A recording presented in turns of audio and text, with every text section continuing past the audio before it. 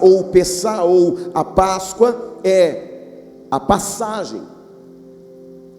Ali Deus iria visitar o Egito, e ele diz o seguinte: onde não houver a marca do sangue nas umbrais das portas, o Senhor matará todo primogênito dos animais, até os filhos dos mais poderosos.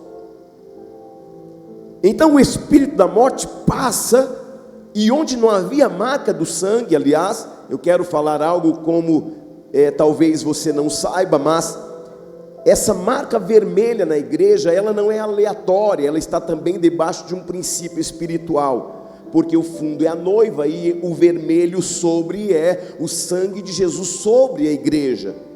Então todas as vezes que você vê essa marca aqui na igreja, você tem uma intenção, não é apenas decoração, não, é um princípio que Deus estabeleceu, uma marca de sangue que Deus colocou sobre esta casa. Amém? Isso é tão verdade que na pandemia ninguém nessa casa morreu. Ninguém. Eu disse absolutamente ninguém. Por quê? Por causa da marca de um sangue. Não é porque nós somos melhores, mais bonitos, mais cabeludos. Cabeludo não, né? Enfim, não é nada disso. É porque essa casa, ela recebeu uma marca de um sangue. Tanto que a marca e a visão da igreja, ela está embasada em Isaías 61. Isaías 61 é exatamente aquilo que acontece lá em Lucas 4. E Jesus fala assim: hoje se cumpriu essa palavra. E a partir dali começa o ministério de Jesus. A história bíblica, ela não é uma linha reta, mas ela é um espiral ascendente. Porque tudo aquilo que Deus faz aqui, isso reflete e isso sobe à eternidade. E tudo aquilo que Deus foi fazendo ali no Antigo Testamento, Ele foi refletindo também na eternidade, chegando até nós, nesta manhã de Santa Ceia e de Páscoa. No Egito, o sangue nas portas apontava para uma proteção temporária. Amém? Por quê? Porque quando eles saem dali, você percebe que lá no deserto, muitos deles morrem. Então era uma marca apenas para um momento, era temporária, não era definitiva, mas ela aponta para um outro cordeiro. Amém? Então, no Calvário, o sangue na cruz aponta uma redenção eterna, não temporária. Para sempre o sangue de Jesus estará sobre a igreja. Amém? Então, quando o espírito da morte eterna vem sobre nós, ele percebe que a igreja tem a marca do sangue do cordeiro. Não do cordeiro mosaico, não do cordeiro de Êxodo capítulo 12, mas daquele que João disse no Evangelho de Jesus, segundo escreveu João no capítulo 1, versículo 29, eis o Cordeiro de Deus que tira o pecado do mundo. Tira quando? Temporariamente? Não, definitivamente. Amém? Então, estamos entre o já aconteceu, a morte de Cristo, e o ainda não compreenderam a ressurreição, e isso vai fazer sentido para você daqui a pouco. Então, nós precisamos conectar a primogenitura do Egito com Jesus. O que Deus fez? Ele entregou o seu primogênito para que nós, que éramos escravos do mundo e do pecado, pudéssemos agora ser chamados de filhos de Deus. E isso só é possível porque aquele que era unigênito tornou-se primogênito, para que eu e você pudéssemos também sermos herdeiros e co-herdeiros, ou seja, filhos de Deus. Ainda em João 1, versículo 11, vai dizer assim, que Jesus veio para os seus, mas os seus não o receberam. Mas a todos que o reconhecerem, deu-lhes poder de serem feitos filhos de Deus. Aleluia, glória a Deus. Nós precisamos entender algumas coisas. Vocês estão muito atentos no telão, fui ver o que era. Então, amados, preste atenção. Deus, Ele não usa o sangue de Jesus para esconder o nosso pecado, mas para revelar a sua justiça, para revelar o seu amor incondicional, o seu amor ágape. O que é amor ágape? O amor de Deus, o amor incondicional de Deus. Você percebe que, independente do que você faça, Deus continua te amando? Você pisa na jaca, você faz tudo errado, o amor de Deus diminui por você? Não. O amor de Deus continua lá, no mesmo lugar. Porque o pecado nos separa do Pai, nos distancia do Pai. Amém? Quando nós olhamos na exegese da redenção, Êxodo 12 e João 1, eles têm uma tipologia, como eu já disse para você. Em Êxodo, o cordeiro precisava ser como? Sem defeito, sem mácula. O cordeiro não poderia ser castrado, não poderia ser cego, não poderia ter uma unha machucada, não poderia ter um defeito no seu pelo, não poderia ter nenhum defeito. Então, o que acontecia? Alguém, o sacerdote, o sumo sacerdote, minuciosamente olhava cada detalhe do cordeiro para ver se ele poderia ou não ser sacrificado. Por que esse cordeiro precisava ser imaculado? Perfeito, porque ele aponta para o verdadeiro Cordeiro de Deus, que é Jesus, aquele que não teve nenhuma mácula, aquele que não teve nenhum pecado, aquele que não teve nenhuma transgressão, aquele que não cometeu nenhum delito nem no pensamento. Ou seja, quando João aponta para Jesus, ele está declarando: somente Ele pode fazer aquilo que é definitivo, porque o que nós vivemos até hoje é temporário, mas o que nós viveremos a partir dele, que é o verdadeiro Cordeiro de Deus, o perdão dele será definitivo. A partir dele, vocês se tornarão filhos de Deus. A partir deles, o sangue dele vai ser validado de tal forma que vocês não serão mais criaturas, mas vocês vão receber o DNA do Pai, e vocês serão um com ele e serão um com o Pai, porque agora vocês não são mais criatura, vocês são filhos de Deus. Nós recebemos paternidade por meio de Jesus. Tudo era dele, todo o universo era de Jesus, mas Jesus é tão maravilhoso, queridos, que ele vai compartilhar do que tem conosco. Ele vai compartilhar da paternidade que tem conosco. Ele vai compartilhar do reino do Pai conosco. Ele vai compartilhar da presença do Pai conosco. Por isso o Espírito Santo está em nós, porque ele compartilhou, né? E aí, por que o Espírito Santo ele entrou em nós, ele habita em nós? Porque quando o Espírito Santo ele percebe que sobre a nossa vida tem a marca do sangue do verdadeiro Cordeiro de Deus, ao invés de nos matar, ele entra e faz morada. Porque sem o sangue, o Espírito não pode entrar, ele não tem autorização para entrar num corpo de alguém que não é filho. O Espírito Santo só pode ser legitimado para entrar e fazer morada em alguém que tem a marca do sangue. E é por isso que quando você fala: Senhor, eu te aceito como único, suficiente e exclusivo Salvador da minha vida, e Jesus valida a tua salvação, o Espírito Santo agora tem o acesso no seu interior para fazer de você morada eterna.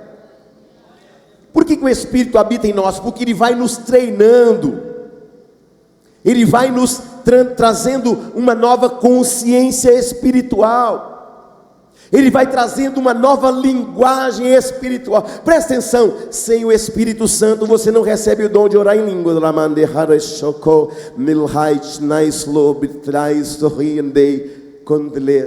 Isso é possível porque em inglês você vai lá e estuda, mas queridos, a língua do céu não tem como estudar. Eu vou imitar não é saber. Sim ou não? Eu vi outro dia bonitinho, o nenenzinho, a nenenzinha já tinha nascido, e aí o pai, a mãe, fala mamãe, ele, papai. Fala mamãe, papai. Fala mamãe, papai. Ela começou a chorar de tristeza. Ela falou papai primeiro, não falou mamãe.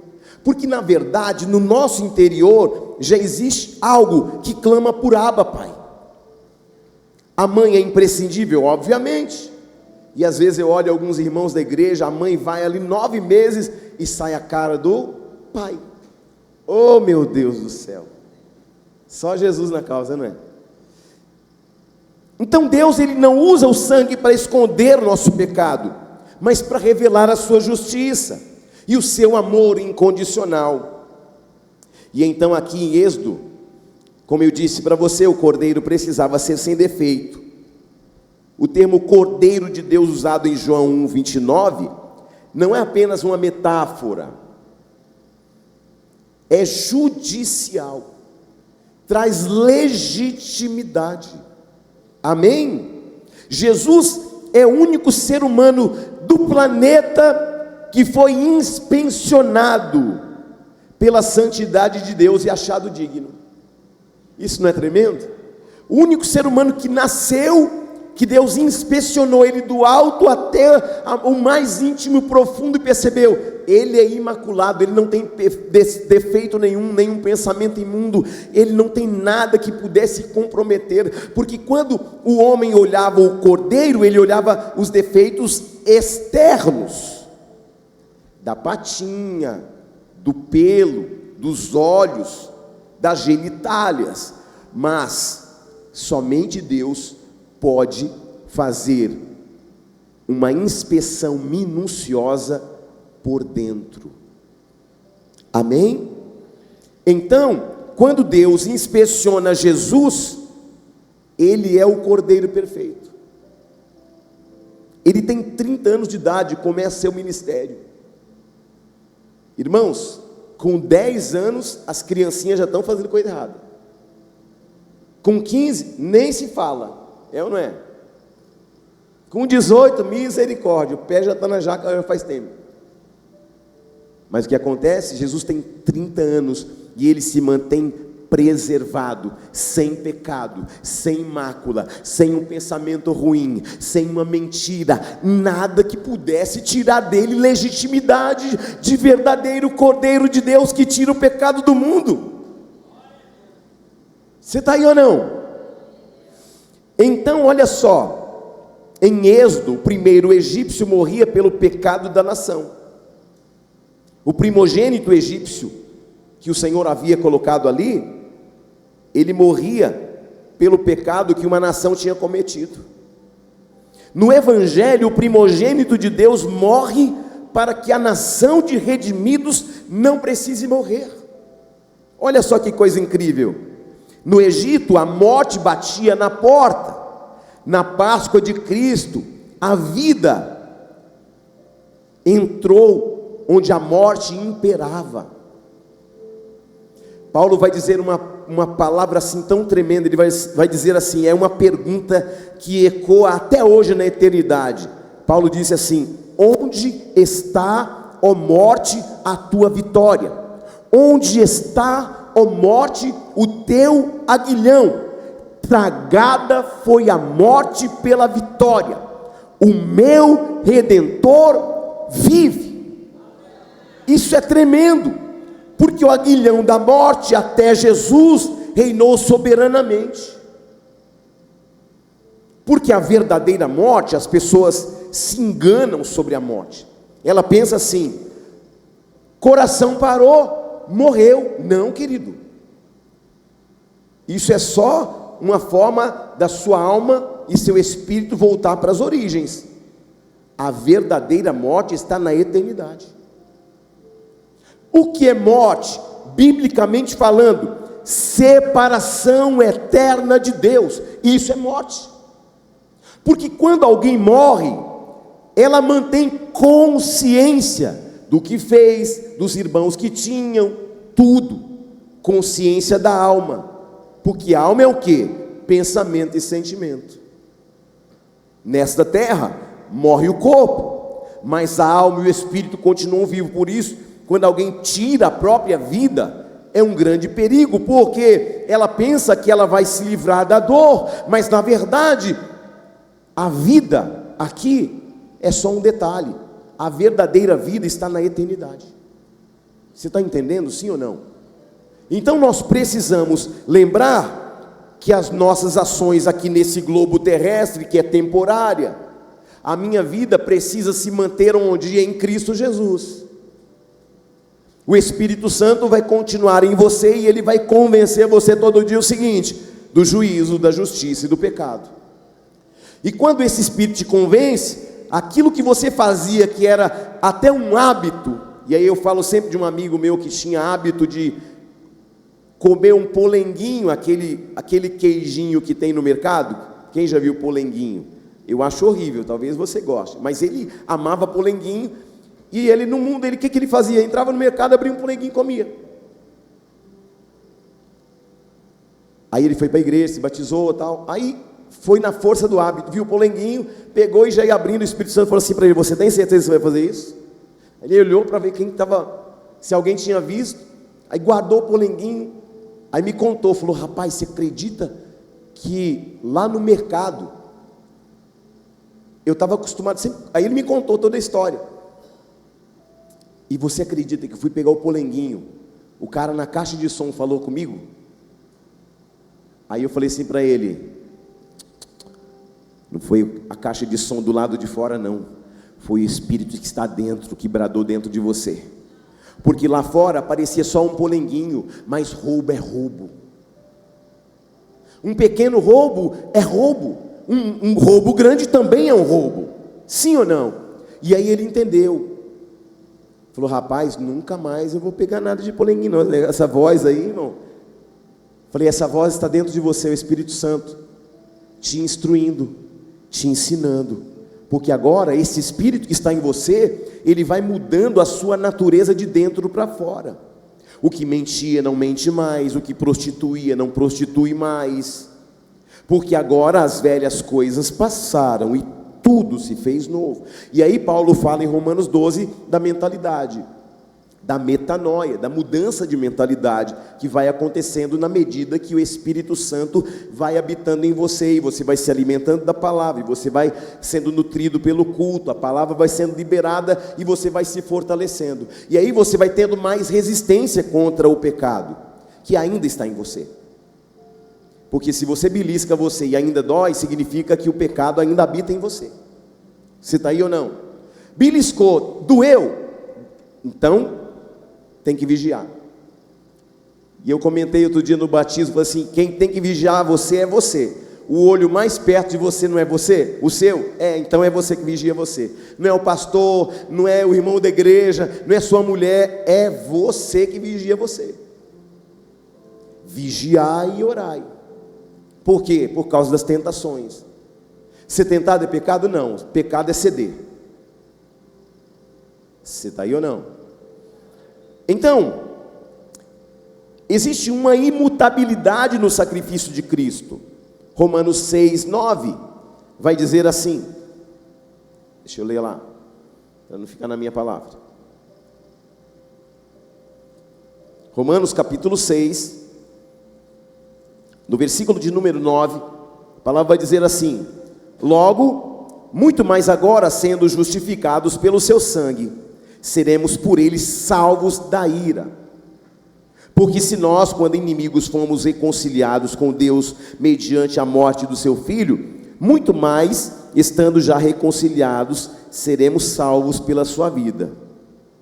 E não apenas isto, mas também nos gloriamos em Deus por nosso Senhor Jesus Cristo, por intermédio de quem recebemos agora a reconciliação. Com quem? Com o Pai. Porque desde Adão não tinha reconciliação, o Pai não podia vir mais. Se o Pai se aproximasse de você, você morria na hora. Aí vem a marca do Cordeiro, e aí quando o Pai vem, você não morre mais. Por quê? Por causa da marca do sangue. Lembra de Êxodo 12? Então, há uma imutabilidade no sacrifício. Paulo argumenta que o sacrifício de Cristo foi de uma vez por todas. Se a morte não tem mais domínio sobre ele, ela perdeu a jurisdição também sobre você. Amém? Então essa morte eterna que tinha jurisdição de matar você eternamente, ou seja, de separar você para sempre de Deus, não tem mais autoridade. Porque alguém pode falar assim, mas as pessoas continuam morrendo. Sim, o corpo físico vai morrer, porque ele vai degradando com o tempo. Sim ou não? É natural envelhecer. Sobretudo, a alma não envelhece. E o que não pode ser morto ou separado de Deus para sempre é a sua alma. Porque o que é condenado é a alma. O espírito volta para Deus, porque ele é puro. Mas a alma, ela vai ser condenada. E se você acha que o inferno é um lugar terrível, imagine o lago de enxofre, o lago de fogo que a Bíblia diz em Apocalipse que é o destino final para aqueles que forem condenados. Ah, mas esse sofrimento da terra é muito difícil. Multiplica por bilhões e trilhões. Na eternidade é muito pior. Por isso, nós temos que manter a nossa salvação todo dia. Vigilância todo dia. Se sujeitar a Deus todo dia. Não é só domingo. Ah, não, domingo eu visto uma roupa bonitinha para dizer que eu sou santo. Não. Quando Deus olha você, Ele não olha a sua roupa, Ele olha você por dentro. Ele esquadrinha tua mente, Ele sonda teu coração. Você está aí ou não? A religiosidade ensinou o quê? Se você tiver com uma saia até a ponta do dedão, você é santa. Mas e por dentro? E a língua do tamanho de uma gravata, falando mal de todo mundo? Aí não adianta nada. Isso é religiosidade. Então quando Deus Ele sonda alguém, Ele sonda de dentro para fora.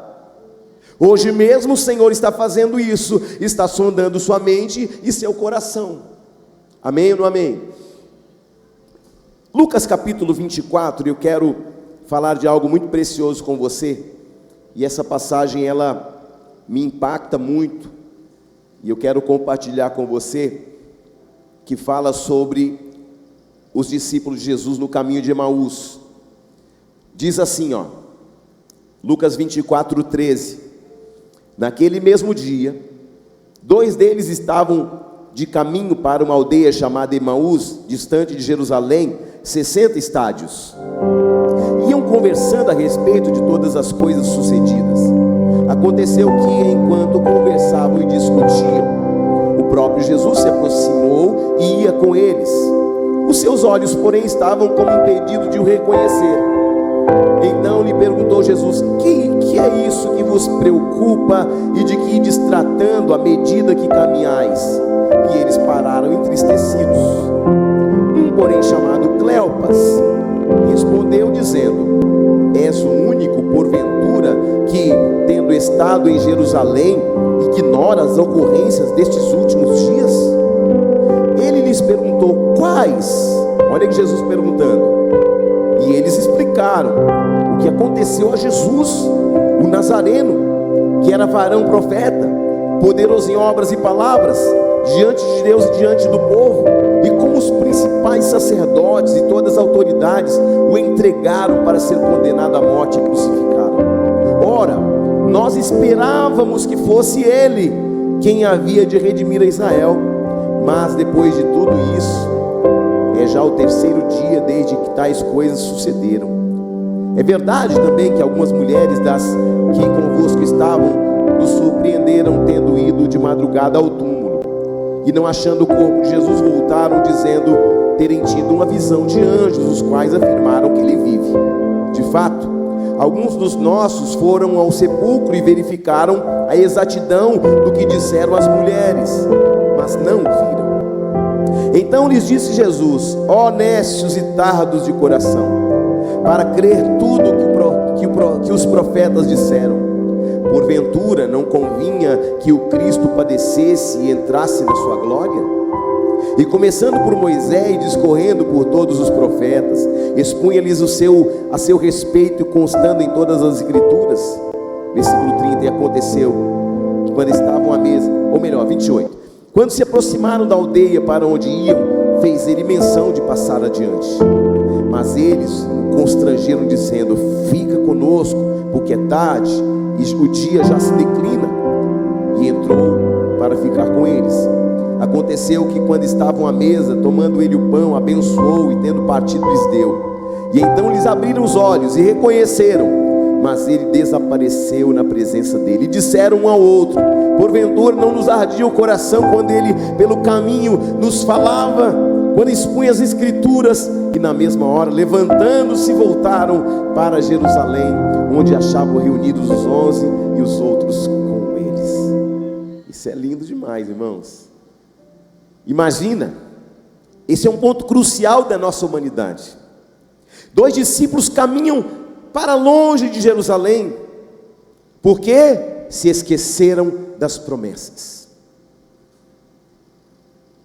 Eles diziam: nós esperávamos. Olha como estão conjugando o verbo na conjugação errada. Nós esperávamos que fosse ele. O verbo no passado revela um coração que enterrou a promessa junto com o corpo de Jesus. Eles esqueceram que Jesus disse que ressuscitaria ao 3º dia. A miopia do luto. Quando focamos apenas na nossa dor, perdemos a perspectiva do plano macro de Deus. Sim ou não? Quando você foca na sua própria dor, você se esquece do que Deus disse no domingo. Aí vem a aprovação na quarta, você fala: meu Deus, cadê Deus? Deus já está aqui falando com você: eu estarei com vocês todos os dias. E ainda que o teu dia for de crise, ainda que seu dia seja mau, eu estarei com vocês. Quando? Por todos os dias. Até quando, apóstolo Júnior? Até a consumação dos séculos. Isso é poderoso. A dor deles era real, mas a conclusão estava errada. Você está aí ou não? Coloquem o celular no silencioso, para não tirar a sua atenção. Muitas vezes reclamamos da ausência de Deus enquanto caminhamos, e nos esquecemos que a dor nos torna míopes e não nos permite ver que Jesus está andando, apesar de nós, apesar da luta que passamos, Ele continua ali, ombro a ombro, caminhando com a gente. Mas eu não estou vendo. Aqueles homens estavam andando do lado de Jesus, não estava vendo também. Você percebe isso? A dor te cega. A crise te impede de perceber que apesar da crise, do deserto, da luta, Ele está lá. Ele prometeu isso, querido. Não há uma palavra sequer de Jesus que Ele não tenha cumprido. Tudo o que Ele disse, Ele está cumprindo até hoje, e continuará cumprindo até que os séculos dos séculos terminem e comece o século da eternidade, que não terá fim. E mesmo assim Ele estará lá e declarando para você: tudo o que eu disse eu cumpri. Por quê? Porque Ele é a verdade.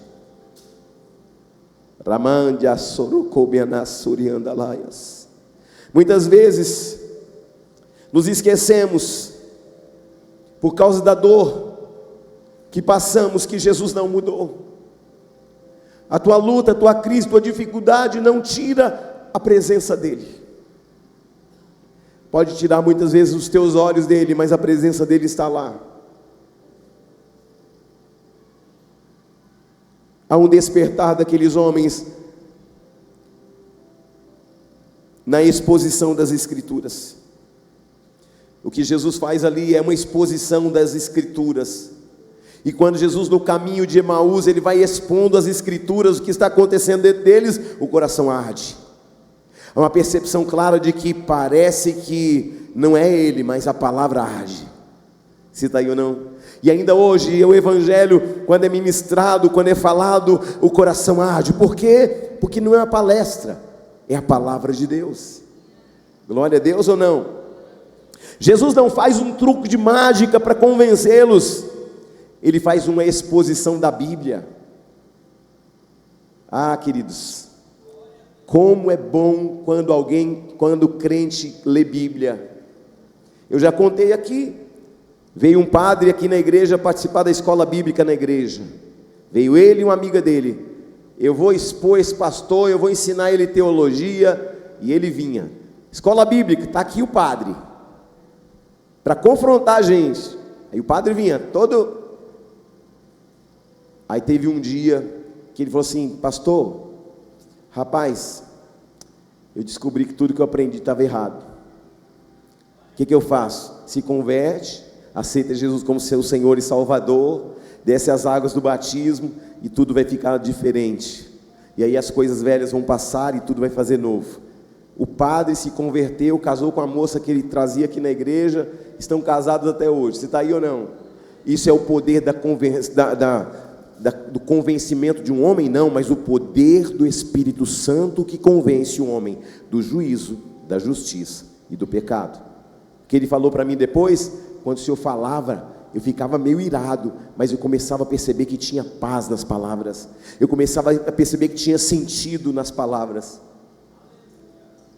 Quem é da igreja no começo lembra do Vitor, sim ou não, pastor Márcio? Então, o que é isso? A verdade nunca mudou.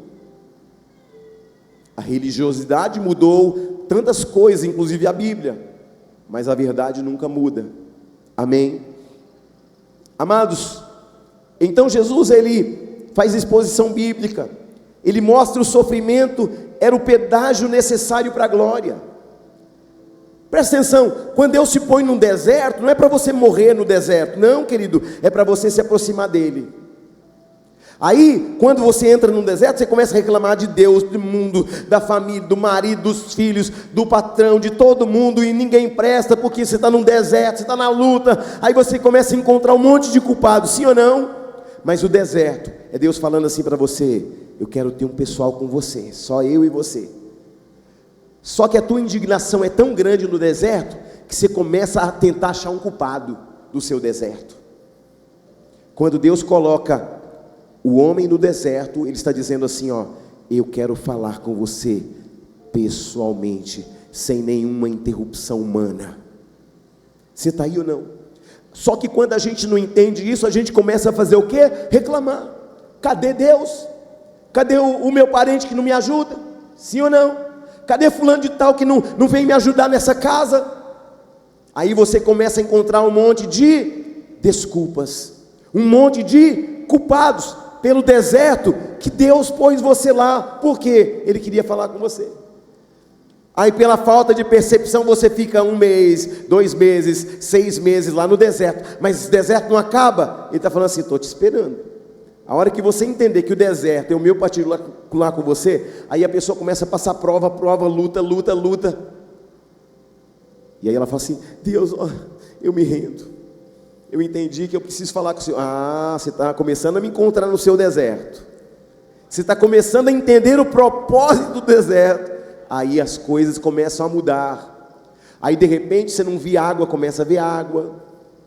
Aí de repente você não via uma saída, você começa a encontrar uma saída. Porque tudo que Deus queria era te encontrar no deserto que Ele colocou você. Porque às vezes no seu ativismo humano você vai deixando Deus para depois. Ah, depois eu oro, depois eu vou no culto, depois.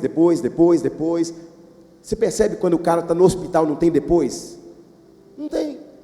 Está ali, está parado, está ali no ambiente, não tem para onde ir, irmãos.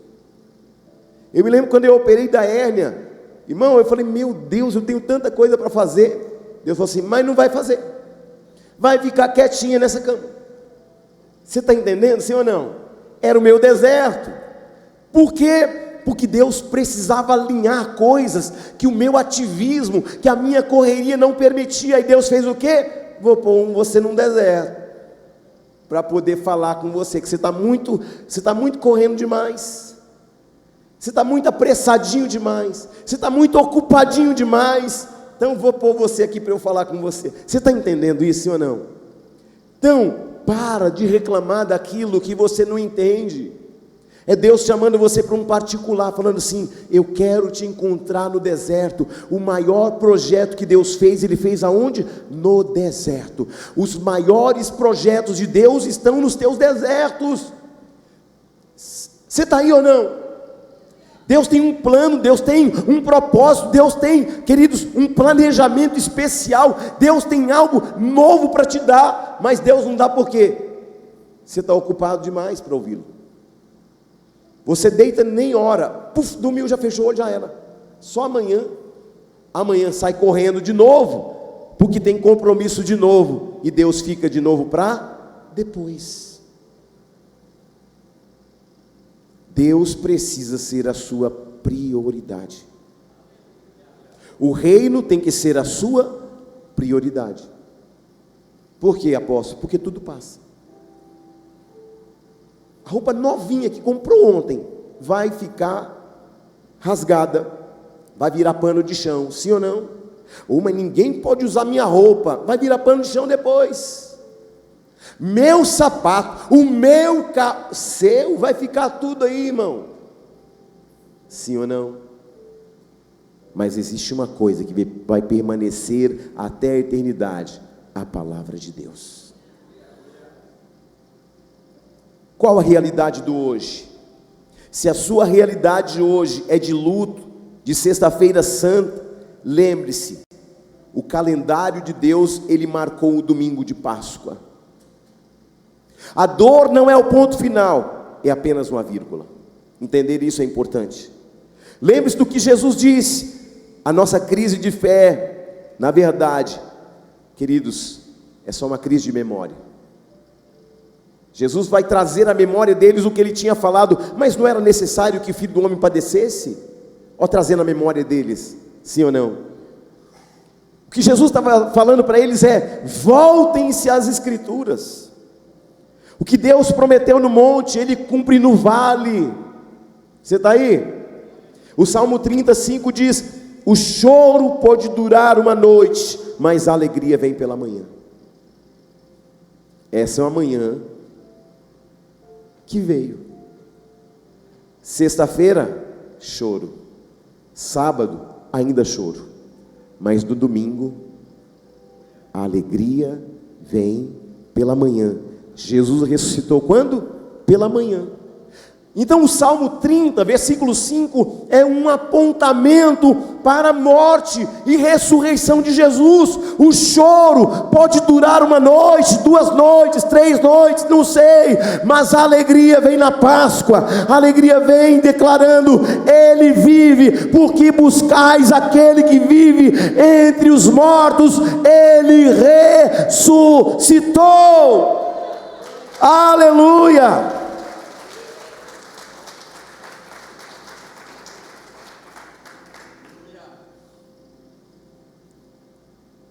E a conclusão que eu faço dessa mensagem é de Mateus 28 e de Lucas 24, que ecoa até hoje por meio dos séculos. Ele não está aqui. He is not here. For the rising. Ele ressuscitou. Esta é uma verdade que ainda está lá no sepulcro de Jesus hoje. Eu tenho um sonho de voltar em Jerusalém, e tenho um sonho de principalmente montar uma caravana nessa igreja para a gente ir. O dia que eu e o pastor Márcio estivemos em Jerusalém, nós entramos na tumba de Jesus, no jardim do sepulcro, e lá nessa porta está escrito isso: He is not here. Falando assim: ô brasileiro, você veio procurar quem vive? Ele está na eternidade, ele já está vivo. Você está aí ou não? He is not here, ele não está aqui. No túmulo de Kardec, os restos mortais estão lá, de Confúcio estão lá, de Buda também estão lá. Mas no túmulo de Jesus, He is not here. A resposta vem pela manhã. Eu não sei o que você veio além de celebrar a ceia. Eu não sei qual é o tamanho da tua dor, da tua luta, da tua guerra, mas eu sei de uma coisa: Ele está vivo. Eu sei de uma coisa: a tua esperança não está nos homens, a tua esperança não está num governo, a tua esperança não está no próximo presidente da república, a tua esperança não está no próximo senadores, a tua esperança está nele. Ele governa pelos séculos dos séculos. Ele está no trono juntamente com o Pai. Ele assiste a tudo que passamos com uma certeza: o choro pode durar uma noite, mas a alegria vem pela manhã. essa nação, a nação brasileira, há de experimentar um grande avivamento. Depois de uma grande crise, tem um grande avivamento que nos espera. Arecanderebassúrias. A resposta de Mateus 28, de Lucas 24 é: Ele não está aqui. O cristianismo é a única religião, é a única fé que apresenta o túmulo vazio como prova de validade. O budismo, os restos de Buda estão lá, como eu disse, de Confúcio está lá, de Kardec está lá. Mas quando você vai em Jerusalém, o dia que você entrar no Monte das Oliveiras, você vai sentir o que nós sentimos. A presença dele ali ainda é palpável. Quando você entra no Monte das Oliveiras, você já entra quebrantado. Sabe por quê? Porque a unção dele ainda está naquele lugar. Lá em Jerusalém tem uma porta chamada Porta Dourada. Ela foi fechada porque souberam que teologicamente o Messias iria sair pela Porta Dourada. Então o que fizeram? Fechem a porta até em cima com tijolos. Quero ver ele passar por aqui, irmão. Ele passa por parede, não vai passar por um monte de tijolos daquele, sim ou não? Porque aqui em Emaús, onde nós lemos, de repente, eles estavam reunidos, mas de repente, deu pão a eles, e ele simplesmente desapareceu. Porque ele tem um corpo glorificado. Eu e você um dia receberemos também um corpo glorificado, que não morre mais, que não depende mais da lei da gravidade. Você pode voar se você quiser. Você está aí ou não? É um corpo que não morre, que não envelhece mais. É um corpo perfeito, sem pecado. E é por isso que manter a fé é tão importante. É importante porque nós reinamos em vida, mas importante porque nós reinamos na eternidade. E eu encerro essa mensagem dizendo para você que o túmulo está vazio. Esta é a prova de validade. O túmulo não pode reter o autor da vida, e a sua dor não pode anular a promessa da glória que o Senhor te fez. Ele está vivo, e porque Ele está vivo, você pode crer no amanhã. Você que caminhou até aqui, nessa manhã, cabisbaixo, com problema, com luta, com dificuldade, como aqueles discípulos de Emaús. Não sei os problemas que permeiam tua vida, teu coração, tua alma, mas olhe para essa mesa. Ela reflete a glória de um Jesus que vive. Essa mesa é a mesa da reconciliação. É a mesa dos filhos. É a mesa que nós nos lembramos que Ele morreu como Cordeiro de Deus, mas ressuscitou, e Ele é o leão da tribo de Judá. A morte não o pôde deter. O túmulo está vazio. E em nome de Jesus, você que deixou a luta ofuscar a sua vida, a preocupação do dia de amanhã, a enfermidade que bateu à tua porta, as preocupações com teus filhos, a preocupação com teu destino, com teu marido que ficou em casa, ou que pratica de repente uma religião que talvez ele não conhece o Deus que verdadeiramente está na Bíblia. O Deus da Bíblia, Ele está acima de uma placa, de uma denominação. Ele é bíblico, Ele é real, Ele é soberano, Ele é maravilhoso, Ele é conselheiro, Ele é príncipe da paz, Ele é Pai da eternidade. Ele era, Ele é e Ele sempre será. Olhe para a mesa. O cordeiro que foi morto é o leão que ressuscitou. Ele quer abrir hoje seus olhos. Saia do teu caminho de Emaús nesta manhã e volte para Jerusalém com a boa notícia. Ele vive. Ele vive. Ele vive, preste atenção, eles saíram do lugar da ressurreição e caminharam para um caminho de desesperança de Emaús. Eles levaram consigo a dor da perda, eles levaram consigo a dor de pensar, a gente achou que seria ele, mas de fato ele morreu. Sim, as escrituras disseram que ele morreria, mas ele está vivo. Aleluia. Eu quero te pedir para que você fique de pé.